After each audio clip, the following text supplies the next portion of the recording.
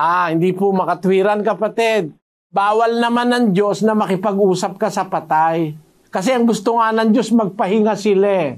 Hindi sila binibigyan ng Diyos ng karapatang makipag-usap, kagaya nung iba kinakausap yung mga patay, gaya ng mga espiritista. Bawal ng Diyos yun 18:10 ng Deuteronomio.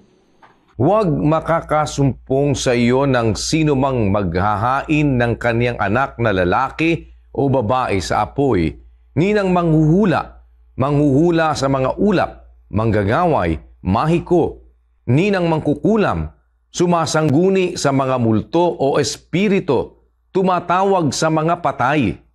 Ang sino mang gumawa ng mga bagay na iyan ay kasuklam-suklam sa Panginoon. Ang gumagawa ng bagay na yan, yung sumasangguni sa patay, sa mga espiritu, sa mga multo, mga karumal-dumal sa Panginoon yan. Alam mo, kapatid, kasi kahit na yung mga kaluluwa may consciousness, they are barred. They are stopped by God in communicating with the living.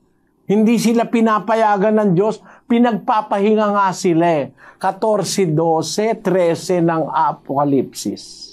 Ganito nga ang pagtitiis ng mga banal, yaong mga tumutupad ng mga utos ng Diyos at may pananampalataya kay Jesus. Nakarinig ako ng isang tinig mula sa langit na ang wika, isulat mo, mapapalad ang mga namamatay sa Panginoon mula ngayon.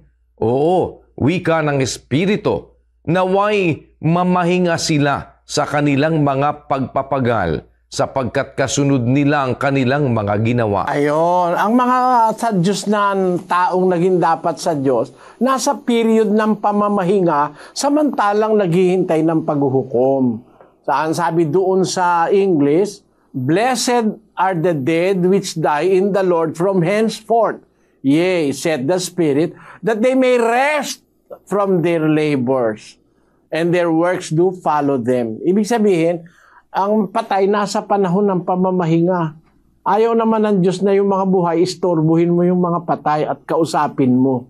Although, masasabi mong meron silang consciousness, pero hindi pumapayag ang Diyos na kausapin ng mga buhay yung mga patay. Ayun po ang nakasulat sa Biblia, kapatid.